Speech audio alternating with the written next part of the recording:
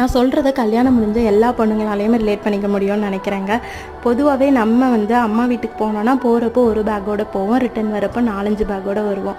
அதுவே அம்மா நம்மளை பார்க்க வராங்க அப்படின்னா வர்றப்போ 5-6 பேக்கோடு வருவாங்க, ரிட்டன் போகிறப்போ ஒரு பேக்கோடு போவாங்க. எல்லார் வீட்லேயும் எப்படின்னு தெரில, எங்கள் வீட்டில் அப்படி தான் நடந்துகிட்ருக்கு. எங்கள் அம்மாவும் கூட இன்ன வரைக்குமே மாமா வீட்டுக்கு போனால் அத்தை கண்டிப்பாக ஏதாவது ஒரு பேக் எக்ஸ்ட்ரா தான் கொடுத்து விடுவாங்க நாங்கள் ரிட்டன் வர்றப்போ. அதே மாதிரி தான் இந்த தடவை அம்மா வர்றப்போ நிறைய திங்ஸு, காய்கறி, பழங்கள், வீட்டுக்கு தேவையானது, பாப்பாவுக்கு டாய்ஸு, எனக்கு பிடிச்ச ஸ்நாக்ஸ், அவங்களுக்கு பிடிச்ச ஸ்நாக்ஸ்னு ஒரு கடை வைக்கிற அளவுக்கு நிறைய திங்ஸ். ஏமா இப்படி கஷ்டப்பட்டு அவ்வளோத்தையும் பஸ்ஸில் எடுத்துகிட்டு வரேன்னு சொன்னாலும் கேட்க மாட்டாங்க. நிறைய எல்லா திங்ஸுமே வாங்கிட்டு வந்துட்டாங்க. அதுவும் ஒரு வகையில் சந்தோஷம் தானுங்க. என்ன தான் நம்மக்கிட்ட எல்லாமே இருந்தாலும் ஒரு சின்ன பொருள் நம்ம பிறந்த வீட்டிலேருந்து நம்ம அம்மாவோ தம்பியோ அப்பாவோ நமக்காக யோசித்து வாங்கி கொடுக்குறாங்க அப்படின்றப்போ அந்த ஹாப்பினஸ்க்கு ஈக்குவல் எதுவுமே வராதுன்னு நான் நினைக்கிறேங்க. நீங்கள் என்ன நினைக்கிறீங்கன்றதை கமெண்ட் செக்ஷனில் ஷேர் பண்ணுங்கள்.